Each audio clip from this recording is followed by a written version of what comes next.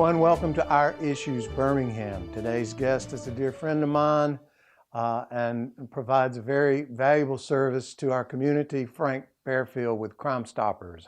Hello, Frank. How are you doing today? Hey, Tom, you're doing great. It's great to have you on the show again. We've had you Thank you. before, but it's been a number of years. Um, I suppose, I want to talk about things that are going on currently, but I also would like to briefly get you to explain to our audience how Crime Stoppers came about and how you became involved with it. Okay, sure, glad to. Yeah, Crime Stoppers was originally the idea of a young detective in Albuquerque, New Mexico in 1976. He had a lot of unsolved cases, and he said to himself, there must be a way that we can get the media, law enforcement, and the public involved to get information that law enforcement just cannot get access to. And mainly the reason that law enforcement can't get access to this information is because people are afraid that if they provide law enforcement information directly, that there could be a reprisal from the person who's committed the crime. They may have to testify, and then why get involved? You know, it's a lot easier just not to say anything. And And this they was try to back test this was back in the 70s, as I understand it. back in the 70s, yeah, 1976.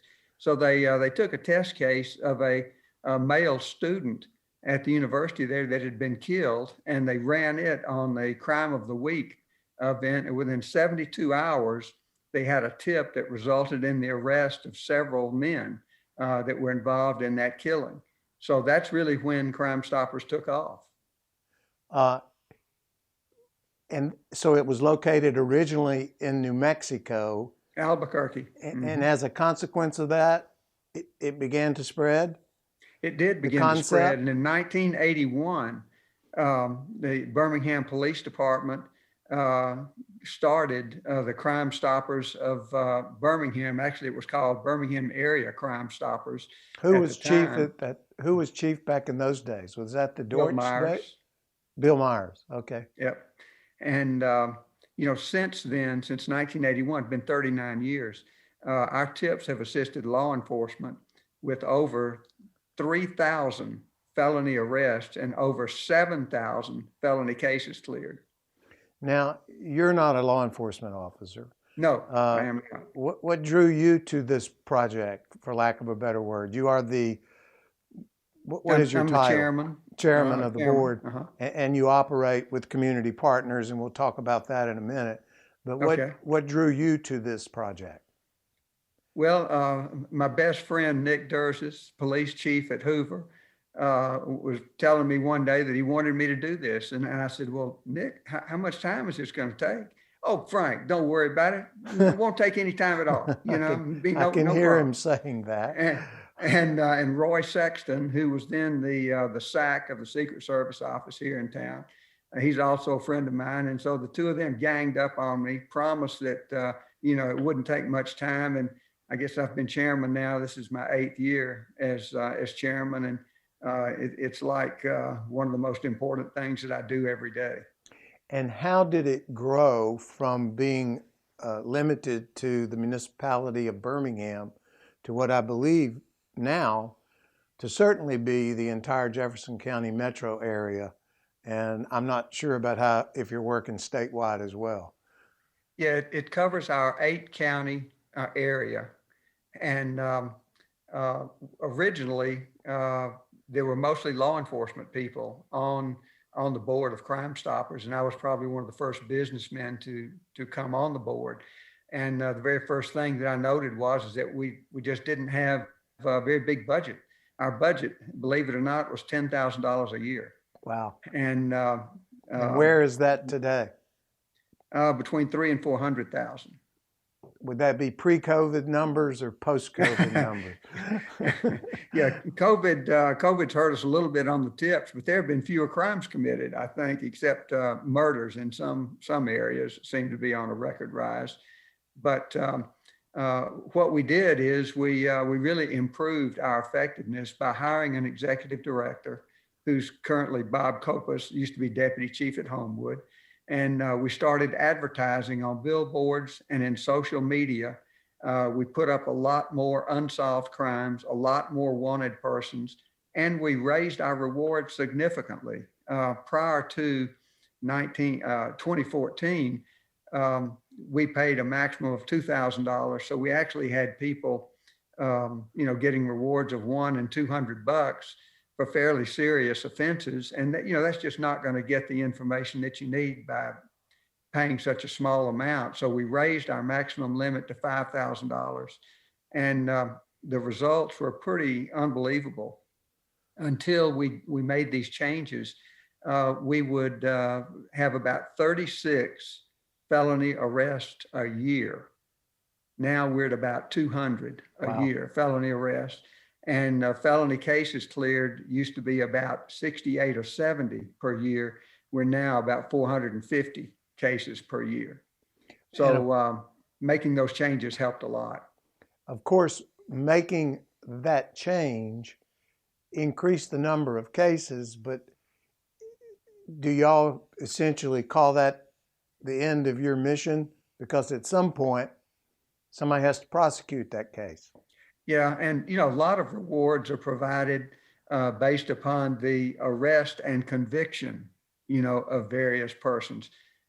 We don't make that distinction at all. Sometimes a conviction can take years, and sometimes they're overturned. And so our rules are basically that, number one, it has to be a felony.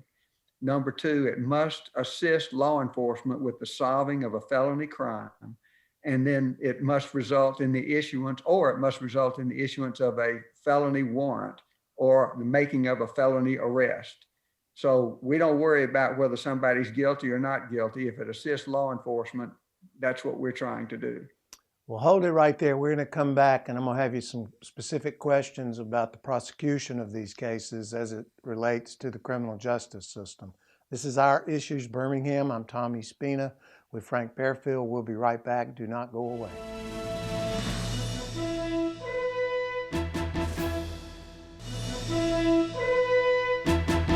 Welcome back to Our Issues Birmingham. I'm talking with Frank Bearfield, Crime Stoppers. So we're talking about cases made and how you and Crime Stoppers consider a case closed effectively when you hand it off to the DA's office for prosecution. Now, a big deal about Crime Stoppers is the anonymity piece that you guys actively represent to the prospective tipster that they can maintain throughout the process. How does that fly when it comes to somebody like me in the criminal justice system who's trying to get at where this information came from and the credibility of that information? Yeah, our systems, our phone systems and our computer systems have no way to maintain the identity of the caller. Do you know how inconsistent those words are with everything else that goes on with your telephone and your computer? Yeah. Even in law enforcement. I mean, everybody's being filmed, everybody's being tracked. Every time I sign on to something, somebody knows what house it's coming out of or what IP address it's coming out of. So y'all have something in place that eliminates that? Yes. When our information is erased, it is truly erased. It is not maintained in a file of trash, so to speak, which is, like where you would normally put your emails that you don't want anymore. Yeah. Well, have you run into issues with lawyers like me claiming that you're destroying evidence or in some way doing something that would thwart the search for truth, which is what we're all after in our business? Sure. We've had quite a few times where people have come to our offices, attorneys for various people, and tried to gather the information. And, we've told them, here, you can look at our records, you can look in our computer, but there's nothing there. And so that really hasn't happened in quite some time, simply because it happened a few times and then they, didn't do it anymore. Are people that provide tips on occasion willing to come to court? Or is it almost exclusively they don't want to be identified? Yeah, that they don't want to be identified because most of the time, people just can't keep their mouth shut. If there's a criminal out there committing crimes, he can't keep his mouth shut about what he's done most of the time, and a lot of times he's doing it with someone else. So if and they want to tell their friends about it. And they want to Um, tell their friends about it on a recorded call from the jail. I don't understand that, but that happens every single day. Uh, yeah. what's the deal? That's human behavior, I guess. I don't know. Yeah, it is. We've had a few cases where we couldn't get a tip. The shooting in front of Home Depot on Highway 280 a few years ago, where an employee of Home Depot was shot about midnight in that parking lot. I couldn't understand why we could not get a tip on this, and we increased reward. I think the reward got up to like $15,000 or $20,000 from some contributors calling us wanting to give additional funds. Never could get not one tip. And the only way that could be is if no one else knew about it. And as it turns out, a Hoover officer ended up solving this and ended up being an employee of Home Depot that shot another employee of Home Depot. But this person, the offender, had just never told anybody. And that's the reason that we didn't have any tips. But, we get tips on a lot of high profile cases like Cupcake McKinney. Um, we got a couple of very, very good tips identifying persons going into a convenience store that were with her, identifying the location of the body, pointing law enforcement in the right direction for that. And then Peyton Houston, who disappeared from that nightclub maybe a month later after Cupcake. Our tips ended up identifying the person she left with and also helping identify the location of the body. So, I just feel so good about the benefit that the tips provide, not just to law enforcement, but to the families of the people that have been hurt by these senseless crimes. Yeah.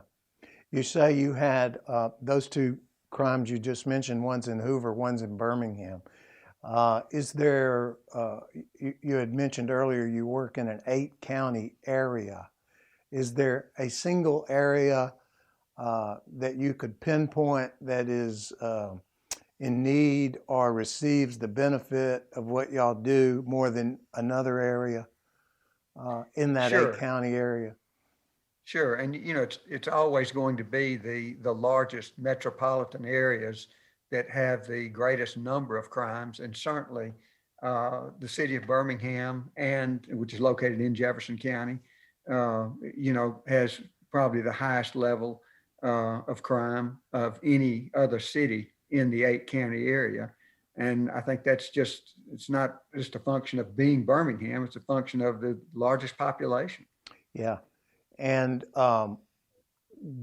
when the information goes out, does it go to like the case investigator, the lead detective, or how does the stream of information flow? Yes, I'd like to take you through that information flow right after our next break. Okay.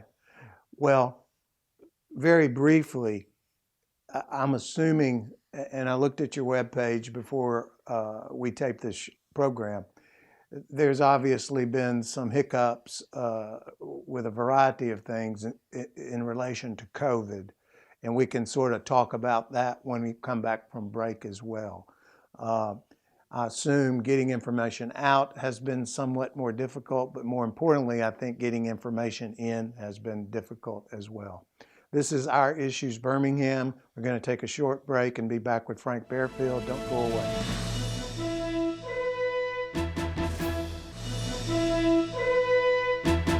Welcome back to Our Issues Birmingham. Talking with Crime Stoppers this morning, Frank Bearfield. I'm Tommy Spina. As a criminal defense lawyer, I have a particular interest in the criminal justice system, and not just from a defendant standpoint, but from the entire process and procedures perspective. So Walk us through that individual that picks up the phone and makes that call. What goes from there? Well, once we receive the tip, we have to evaluate that tip to see if it makes sense. I mean, some of these tips we get are obviously make no sense at all.